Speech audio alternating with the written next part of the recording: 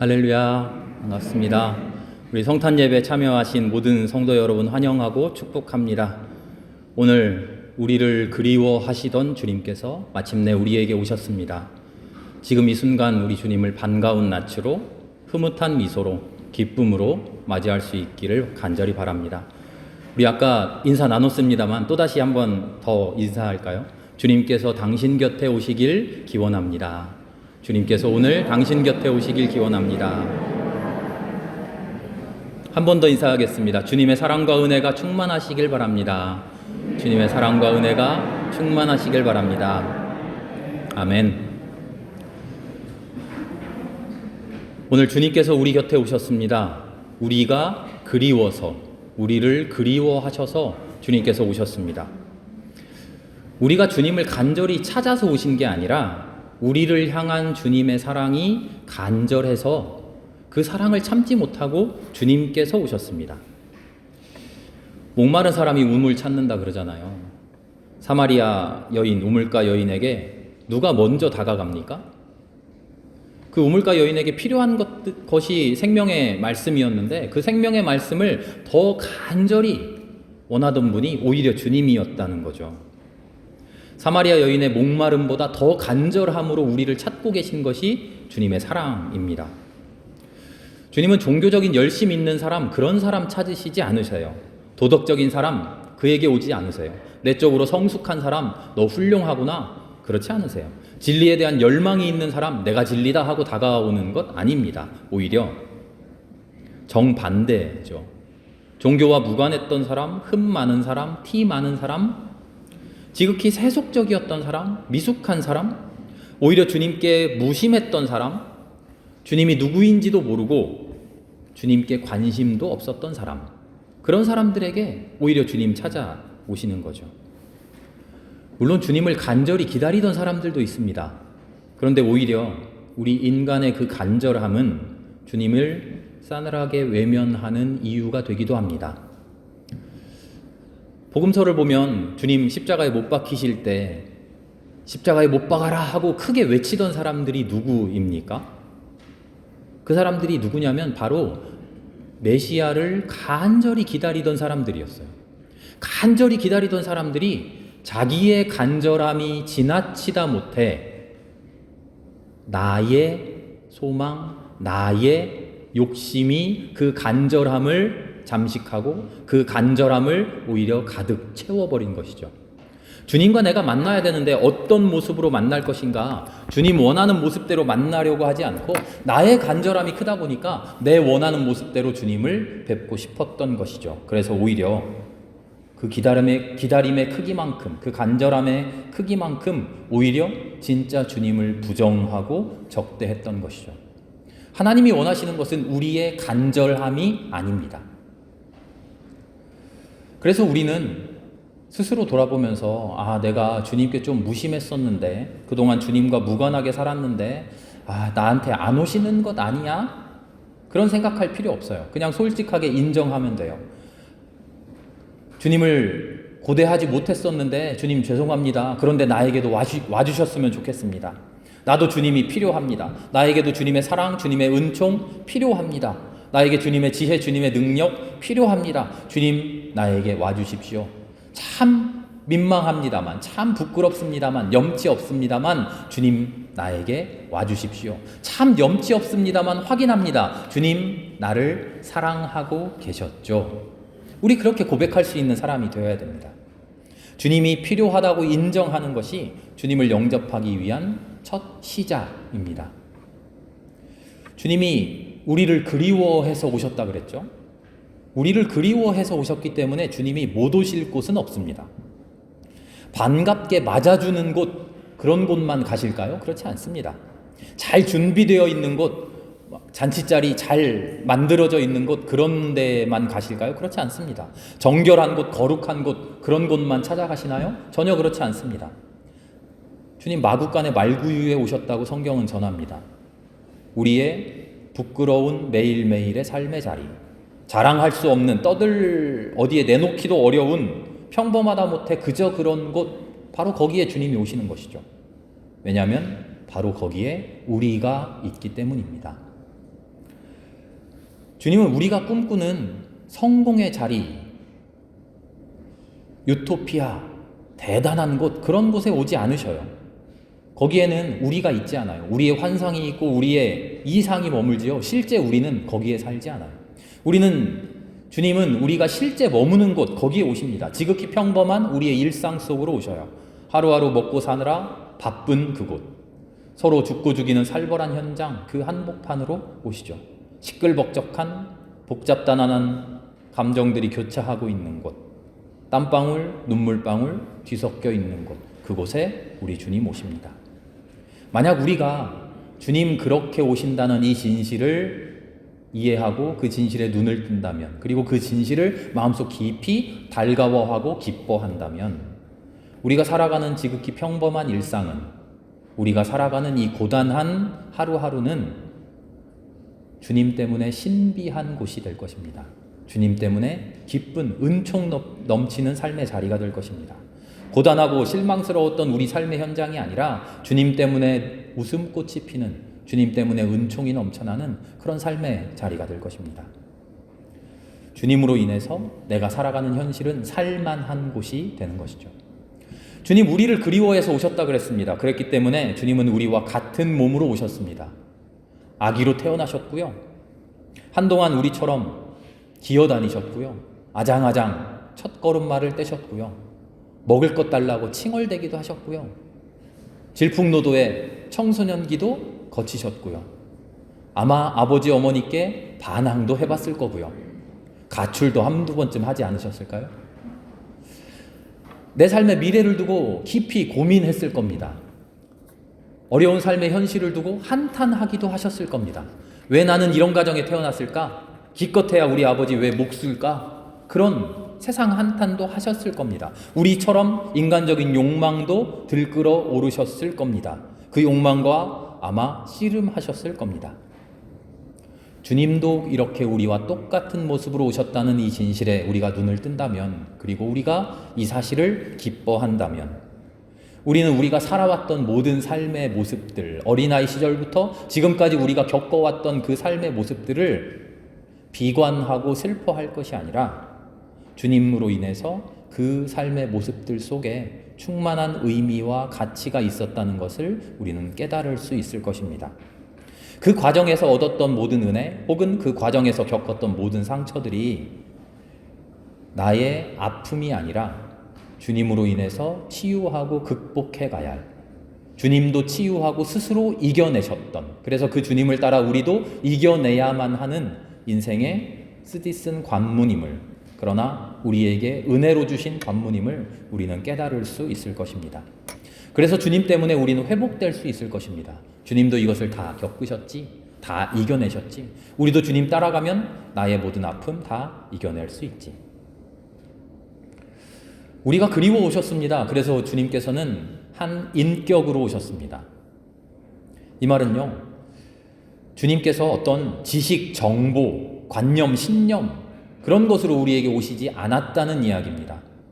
주님은 그럴듯한 신학자들이 이야기하는, 그런 철학자들이 이야기하는 어려운 진리, 그런 진리가 아니라 내 곁에 오셔서 나와 함께 이야기 나누고, 내가 말 건네고 주님의 말씀을 내가 듣고 함께 소통할 수 있는 그런 인격으로 우리에게 오셨다는 겁니다.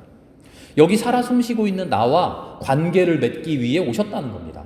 매일 부딪히는 인생의 숱한 문제들을 나와 함께 직면하기 위해서, 그 문제들 앞에서 함께 고민하기 위해서, 그 문제들 앞에서 눈물 짓고 있는 우리를 어깨에 토닥여주기 위해서, 이겨낼 수 없는 그 모든 것들을 품어 안아주기 위해서, 힘주시기 위해서 그렇게 우리에게 오셨다는 거죠.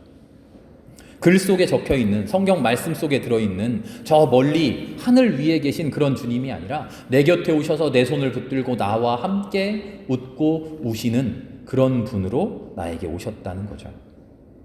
만약에 우리가 이 진실에 눈을 뜬다면, 그리고 이것을 기뻐하신다면, 우리의 인생의 모든 고비고비, 외로울 때마다 우리는 결코 외롭지 않을 것입니다.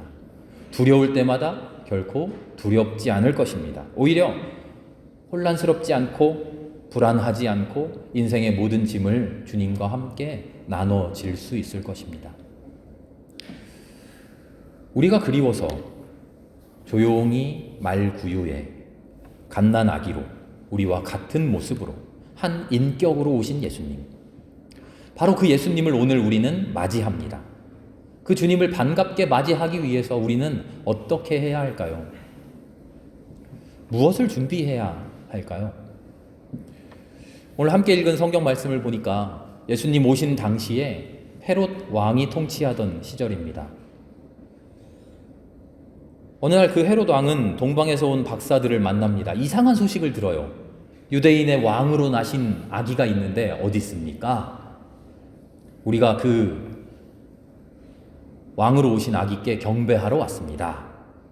헤롯 왕은 덜컥 겁이 났습니다. 성경에는 당황했다 이렇게 적혀 있습니다. 혹은 발끈 화를 냈을지 모릅니다. 내가 왕인데 또 다른 왕이 어디 있어? 내가 왕자를 낳은 것도 아닌데 나 말고 다른 왕이 태어났단 말이야? 용납하기 어려웠을 겁니다. 그래서 헤롯 왕은 동방 박사들이 언급했던 그 아이를 찾아서 죽여버릴 생각을 하죠. 통치해야 할 왕국만 있는 사람, 섬겨야 할 왕국은 없는 사람, 그런 사람의 모습입니다. 그런 사람은 예수님을 반갑게 맞이할 수 없습니다. 누군가를 지배하기만 하는 사람, 그러면서 누군가에게 순종하지 못하는 사람, 그런 사람은 예수님을 온전히 영접할 수 없습니다. 내 뜻대로만 살아가려고 하는 사람, 그러면서 나의 뜻을 결코 굽혀보지 못한 사람, 그런 사람은 예수님을 영접하기 어렵습니다. 나의 의지가 강하다고 자부하는 사람, 나는 결코 꺾이지 않는다고 자부하는 사람, 그런 사람은 예수님을 영접하기 어렵습니다. 나를 내려놓기 쉬운 사람, 누군가에게 꺾여본 사람, 좌절해본 사람, 순복해본 사람, 누군가를 섬겨본 사람, 진심으로 우러났든 혹은 억지가 되었든 누군가에게 머리를 숙일 줄 아는 사람, 그런 사람이 예수님을 만날 수 있는 사람이죠. 누구나 자신만의 왕국이 있습니다. 그 안에서 나의 뜻과 나의 원대로 통치합니다. 나의 삶을 내가 통제합니다. 그러나 온전한 삶은 내 뜻대로만 통제하는 것이 아니라 진리에, 나와는 다른 뜻에 순종할 줄 아는 것이 온전한 삶이죠. 그 진리가 바로 우리 주님이시죠. 그 진리가 우리 예수님이십니다. 그 예수님이 왕이 되어서 통치하겠다고 이 땅에 오십니다. 그리고 우리에게 말씀하시죠. 통치만 하던 너희들아 이제 통치를 받아보아라. 순종하라고 모든 사람들에게 내 뜻대로 하라고 강권하던 너희들아 이제는 내가 하는 말에 머리를 숙여보아라. 당신의 뜻대로 자기 욕심대로 자기 원대로만 그렇게 살아가던 사람들아 이제 내가 나의 원을 나의 뜻을 일러줄 테니 그 뜻 듣고 그 뜻 깨닫고 그 뜻 앞에 한번 무릎 꿇고 머리 숙여 보아라. 예수님 오신 소식에 헤롯 왕만 당황한 게 아닙니다. 온 예루살렘이 당황했다 그럽니다. 온 예루살렘이 당황했다. 그 중에는 유대 종교 지도자들도 있었겠죠. 그들에게 예수님의 등장은 어떤 의미였을까요? 내 소나귀에 쥐고 좌지우지하던 그 종교를 내 밥그릇을 이제 뺏기게 된다는 거죠. 예수님의 성전 정화 사건을 기억해 보십시오. 진짜 주님이 오시는 것을 고대하는 종교였던가 아니면 종교를 나의 밥벌이로 삼는 그런 종교였던가. 자기 밥그릇을 자기 먹고 싶은 음식으로만 채울 줄 알던 사람들, 내 밥그릇 안에 내가 먹고 싶어 하는 음식만 담을 줄 알던 사람들, 그들에게는 예수님의 오심이 커다란 두려움, 커다란 당황스러움입니다. 왜냐하면 예수님이 오셔서 그 밥그릇 다 뒤엎어버리실 것이기 때문이죠. 밥그릇을 뒤엎고 그 밥그릇에 내가 먹기 싫어하는 것, 그것을 가득 담아두실 겁니다. 그리고 이제 그것을 먹어라 하시죠. 주님은 당신을 우리에게 생명의 밥으로 내어주실 생각으로 우리에게 오셨습니다. 우리는 주님이 주시는 선물을 내 원하는 대로 취사 선택해서 받으려는 그런 마음으로 주님을 대하면 안 됩니다. 주님의 나에게 생명의 밥으로 오셨어. 그리고는 머릿속에 떠올리는 이미지가 내가 먹고 싶어 하는 메뉴 떠올리면 안 됩니다. 주님 우리에게 생명의 밥으로 오셨는데 주님께서 차려주시는 그 식탁은 나는 이런 음식 안 먹는데 하는 그런 음식이 차려질지도 모릅니다. 요즘 아이들은 산타클로스 잘 믿나요? 우리 아이가 한 명 있는데 산타클로스 잘 믿나요? 요즘 아이들은 산타클로스에게조차도 내 원하는 선물 주세요 안 하고요. 뭐든 주시면 받겠습니다 그런데요. 그러지 않나요? 산타클로스한테 이런 선물 주세요 저런 선물 주세요 했다가 마음에 안 맞는 선물 주면 내던져버리고 이거 아니야. 옛날엔 그랬을지 몰라도요. 요즘은 뭐라도 주면 감사하며 잘 받는데요. 산타클로스의 선물은 그렇게 받을 줄 알면서 주님 오셔서 우리의 삶에 차려주시는 그 밥상은 왜 못 받습니까? 왜 내가 원하는 밥상 차려달라고 투정 부리나요? 아니요. 우리 주님 우리에게 오셔서 내가 원치 않았던 밥상 차려놓으십니다. 그리고는 말씀하시죠. 이 밥을 챙겨 먹어라. 이게 너에게 주는 생명의 밥이다. 우리는 주님을 받아들여야 돼요. 어떻게 받아들이냐면 온전한 그분을 온전히 전적으로 받아들여야 돼요. 주님은 우리의 일시적인 필요를 채워주시는 그런 분이 아니에요. 우리의 전부를 구하시고 우리의 전부를 새롭게 하시려고 오신 거죠. 그 주님을 받아들인다고 하는 것은 주님에게서 내가 쓰고 싶은 것만 딱딱 가져다가 사용하는 그런 게 아닙니다. 주님을 그런 식으로 사용하라는 게 아니에요. 주님께서 가르쳐 주신 말씀 중에서 내가 참고할 만한 말씀만 딱 갖다 들고 내 인상에 기억되는 말만 가져다가 지키고, 아니요, 내 인생에 참고할 만한 일부만 취해서 먹어보고 그걸 내 욕심의 실현의 도구로 삼는 예수님은 그런 대상이 아닙니다. 주님이 보여주시는 선한 행위 중에서 내가 할 만한 건 이거네, 이거는 내가 할 수 있겠어, 그런 것만 취사 선택하는 아닙니다. 내가 따라하기 수월한 것들만 적당히 골라서 해보면서 내가 이만큼 했어 하고 자기 도취되는 그런 행위로는 주님을 섬긴다고 할 수 없습니다. 주님을 받아 온전히 내 마음에 모신다고 할 수 없는 것이죠. 주님을 주님으로 모시려면 주님 전체를 온전히 나의 생명의 밥으로 삼아야 합니다. 그분의 일부의 말이나 일부의 행동만 취사 선택하지 말라는 거죠. 주님의 인격 전체를 받아들여야 됩니다.